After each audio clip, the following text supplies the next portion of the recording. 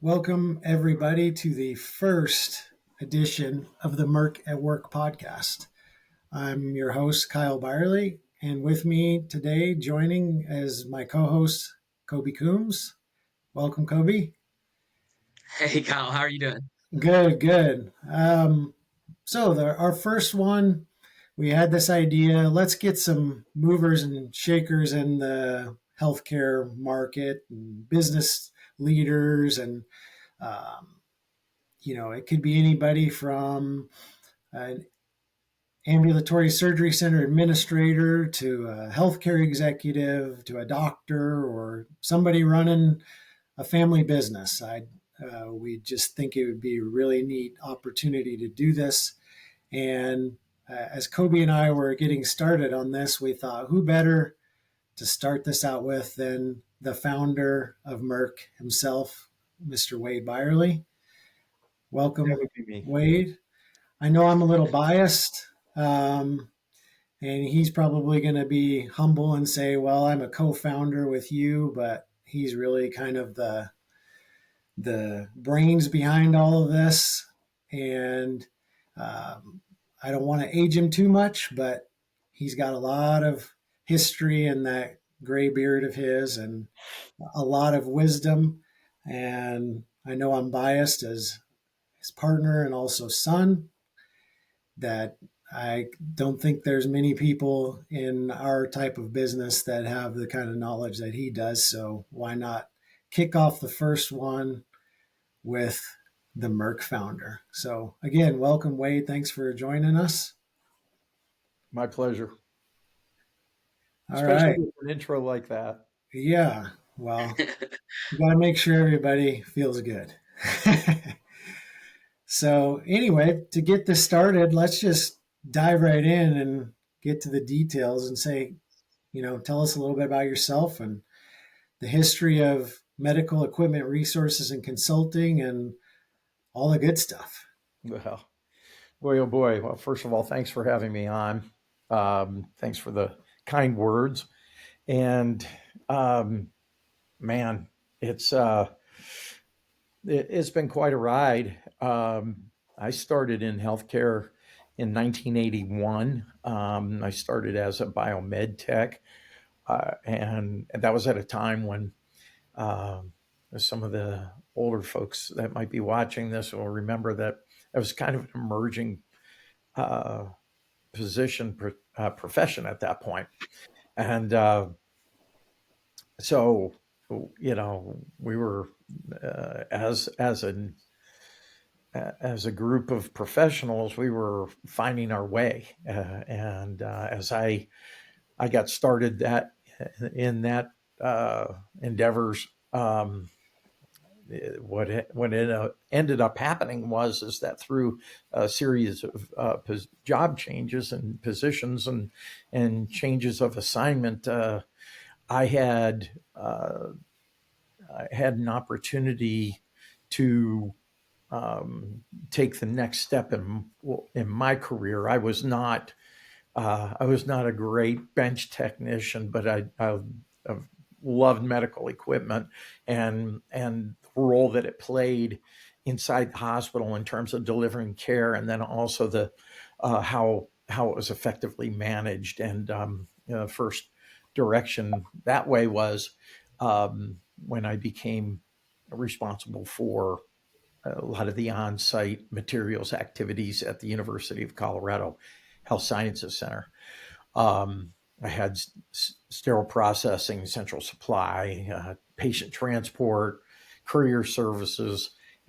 Basically, I used to say that anything that moved on-site at University Hospital, dead or alive, was my responsibility. And unfortunately, we had to do those morgue runs on occasion with the transport team. So took a lot of the technical background that I had and the managerial skills that I was developing and especially around central supply and sterile processing and managing not only our own fleet of equipment, but the rental fleets as well, and to try to be more effective that way. Um, in that time, was looking to take the next step up in the area of materials and what's now referred to as supply chain management.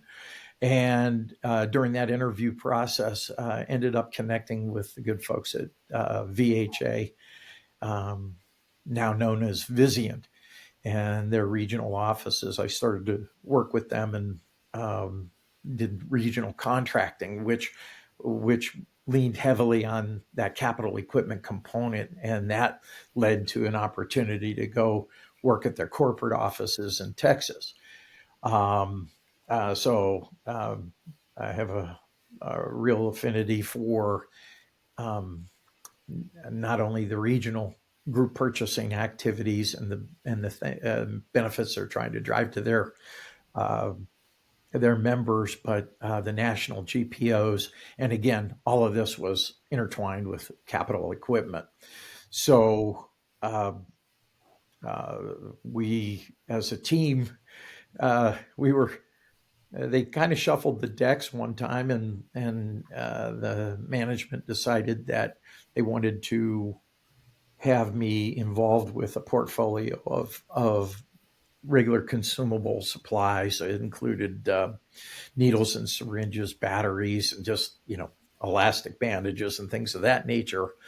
And I was a little frustrated with that because I had this very extensive background in capital equipment. I felt like it was good. It would broaden my supply chain expertise, but was not allowing me to really dig deeper. And sat down with my boss and I said, "Look, we're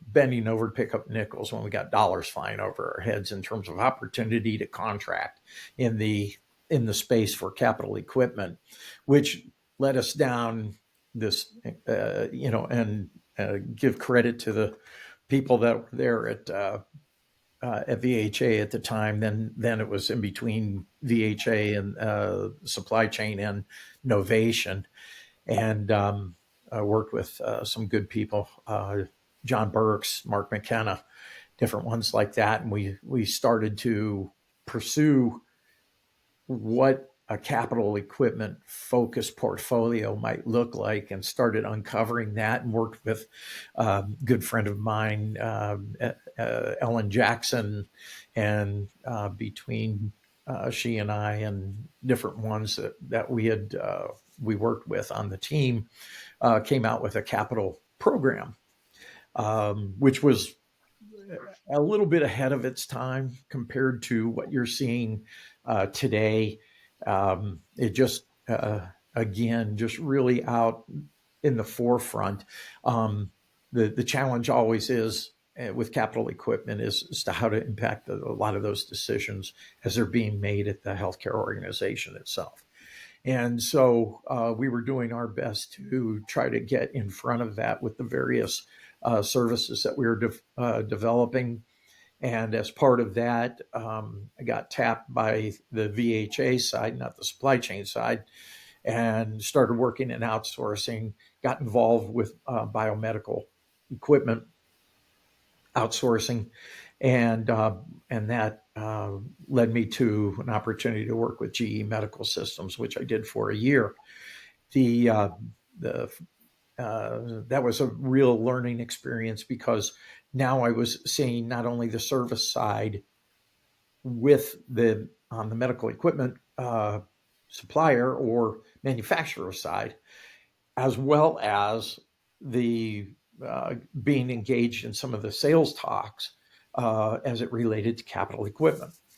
And in seeing that, it helped me understand what were key leverage points from the manufacturer's perspective. So in other words, this is, when the member is looking, or when the provider is looking to make a buy on a piece of diagnostic equipment, what were some of the trigger points that were impacting the manufacturers as well.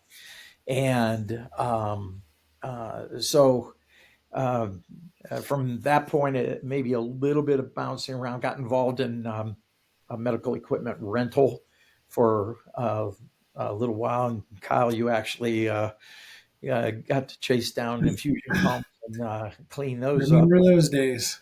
Yeah, yeah. Our good friend Matt, he did all the calibrations for us. Matt was a biomed tech at the time and a good friend of ours that we went to church with. And then we, and so as I'm progressing through this, I had an opportunity to go to work with a good friend of mine who just recently announced her retirement, and that was Debbie Cameron. Debbie had been with various iterations of, of her company as it passed through different ownership, but it was still the same company, still her leadership, which was she was a terrific person to work with. So and that was all on the equipment planning side. So and me, I came at it from a very process oriented perspective, which actually in some cases served me well down the road, because I was identifying what equipment planners were doing, that trying to take it from the art of equipment planning to not necessarily make it a mechanical or paint by number, but provide an overlay of structure in there. A little bit of a tactical approach. Yeah, and it was at a point where so many people, they knew what they were doing, but they knew it experientially, and then to replicate it, it took all of that experience. What I wanted to try to do is drive a little bit more of the structure in it, and like you said, more tactical, but to understand how to bring that together in such a way that anybody that came on board was could shorten their training, and then also produce what I was after was producing a very common outcome. Mm-hmm. What you found, especially back in those days, this would have been in the early 2000s. Equipment planners, if you got a good one, you had a great one. If you had one that was not as experienced or not as adept, then the project it was just it wasn't as effective. So we were trying to. That was one of the things that I was trying to do is being a real product guy at times. I was trying to do what we could to improve that product. So happened to get in that process, get involved with some people that I had known over the years, and actually went to work for building a professional services group in their company. And in the company, unfortunately, began to fail. And one day we found ourselves having difficulty getting paid as an employee, which is never a good thing. No, not a good thing. No. And of course, at that time, you're in college, and this is like, whoa, this is really rough going here. But it just I talked it over with my wife, and just felt compelled to move forward on our own, and I kind of hung out my shingle. One of the first jobs that ever got involved with, and just grateful for the people that gave us the opportunity, and that was Carl Kilgore and Mitch Christ, CPI Group in Denver. Mitch has since retired, and I hope he's doing well. And Carl is still burning the candle at both ends. Probably pedal to the metal. But yeah, Carl.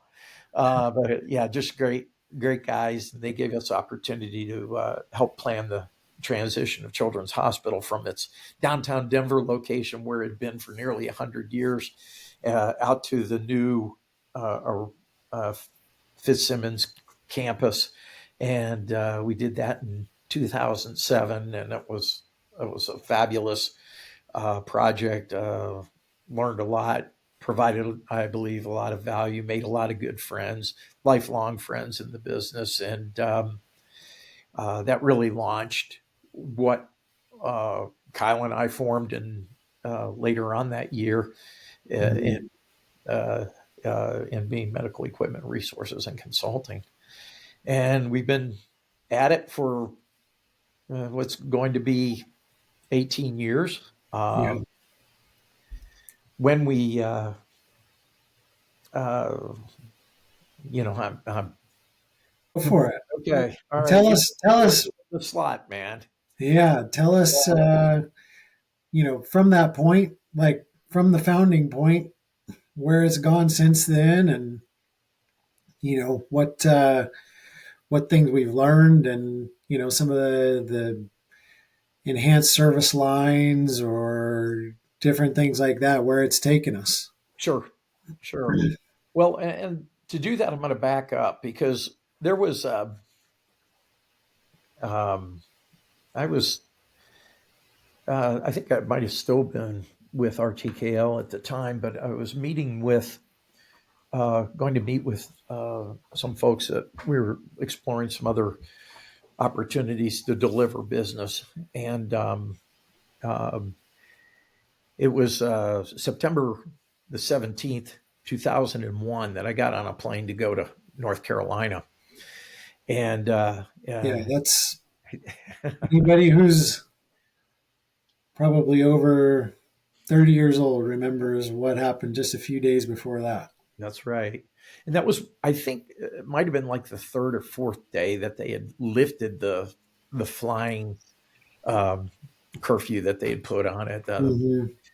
And we had uh,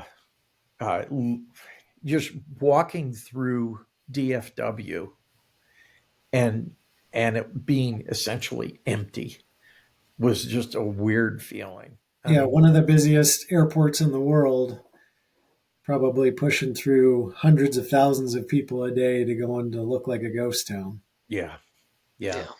I don't remember exactly how many people were on that flight with me, but didn't have any problem choosing seats. Um, they were like, "Hey, thanks for flying. For being one of the first to get back on a plane." Um, it was like I said, I mean, single digits in terms of passengers. Wow. Uh, and On that trip, I tend to do not quite so much anymore, but during that time, I'd take that airplane time and think about directions I want to go. Now I tend to be a little bit more, okay, I thought about this stuff. How are we going to implement and where's it taking us and that type of thing. But Yeah. I did a lot of thinking on those flights, and um, that particular flight, just what came out of it is the concept of how do you plan the optimal time to replace a piece of capital equipment, and that I knew that was like a key question to try to answer on behalf of any of our customers or healthcare providers, but it was going to require data and to do it effectively. And uh, hey, great, you got a concept here, but how do you make it reality? Yeah. So uh, fast forward to 2007, and you start seeing a business begin to emerge, and then Kyle and I incorporated. First, MERC was a DBA, and then became its own LLC, held by the parent company that we have. Um, so, um, but one of the things that I was always on the lookout for was data and how to interpret that data. And I know Kobe, he's sitting there nodding because Kobe Yeah. And that was one of the things that we really liked about, we thought about working with Kobe because he likes data, and that's a beautiful thing for MERC. So we, uh, as we, I always said we were going to accumulate data. If we did whatever we would do to serve our customers, we would be accumulating data, and I wanted that data. I wanted to start analyzing that data to see where it took us, and where did it take us on behalf of our customers. Now, is kind of a maybe down a little bit of a rabbit hole here, but I came out of the provider side. I worked at the what was Anderson Community Hospital at the time. That was where my first stop was, um, and then University of Colorado Health Sciences Center for I think 7 years, um, and then all the time with what's now Vizient, the GPO is really provider focused, and so um, that's my orientation. I was a little bit of a fish out of water with working on the manufacturer side with GE. The other services that we were involved with, again, more directly tied back to the what kind of benefits we could be providing um, to healthcare providers. So that's my orientation. It really is. What we the data that we knew we would accumulate was for the benefit of healthcare providers, not for the benefit of manufacturers or other vendor supplier type entities. That we What we wanted to do was make things more efficient, more effective for the capital equipment buyer within uh, within the healthcare delivery system. Just a segue on that, we know how much they're getting squeezed. Especially, I Yeah, mean, we see articles constantly about even the rural hospitals, like how that rural healthcare system in our country is beginning to crumble around us. yeah, Um, and the we've always held the focus as like the provider side is what we want to serve, and the data we're collecting, it's their data anyway. It's we're going out to do an inventory for them, to so they understand what that they have, they understand the value of it. So if it's they've asked us to gather that data, that's again like what you're doing, what you're talking about here. It segues right into providing them not only with a service, but value that goes with that service. yeah, absolutely. I mean, it was what what could we learn? Um, the world within the GPOs really taught me that when you see across multiple sites and you can aggregate large numbers, whether that's purchasing volume or service volume or just like what we've done is aggregate huge amount of numbers in understanding um, medical equipment from longevity and valuation and valuation over time. Those that those benefits, that's what we were seeking to understand so that we could in turn provide that kind of value back to the healthcare provider. And near and dear to my heart, for the years that I was at after I left the university and went to work for the regional offices of what then was VHA, so many of our um, so many of our customers were just that critical access hospital or very small hospital, San Luis Valley Regional Medical Center in Alamosa and Bonners Ferry up and way up in the tip of Idaho, and folks in Idaho Falls and New Mexico, and and just had a 20% of the nation's geography and like 5% of the nation's population. It just and providing such essential services, such a need, um, and with significant distances. And so that was really just near and dear to my heart. We've served some large customers, very, very, a million plus square feet, Yeah. and they've, proud to do it, happy to do it, love working for them.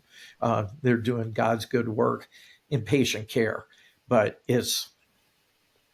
we really have a soft spot for our colleagues out in the frontier. So, uh, anyway, we had well, it kind of went down the rabbit hole with that one, but That's uh, good. yeah, just getting the again. So as we're accumulating this data, we were fortunate to start working with another customer who uh, not only as they wanted their equipment valued, they also wanted to understand um, what the longevity of that equipment was and the projected estimate, what we call E-rule, the estimated remaining useful life. And so what we started to see emerging is that if you understood, you really need to understand the asset's full life. Mhm. And the asset full life, what we refer to as estimated standard full life, is is something that we're collecting a lot of data to head towards that.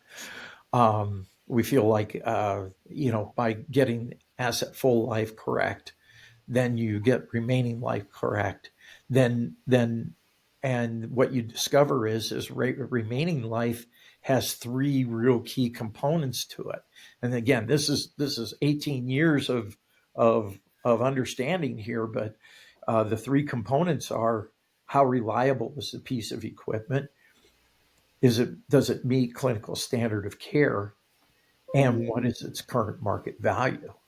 And those three contributors go that's what establishes the remaining useful life of the device, from which we believe all the appropriate planning should take place.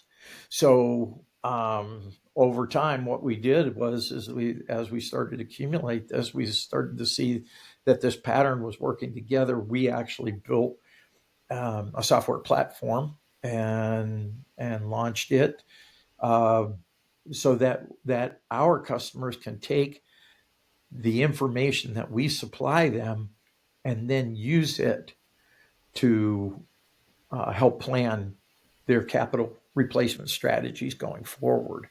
And Yeah, that.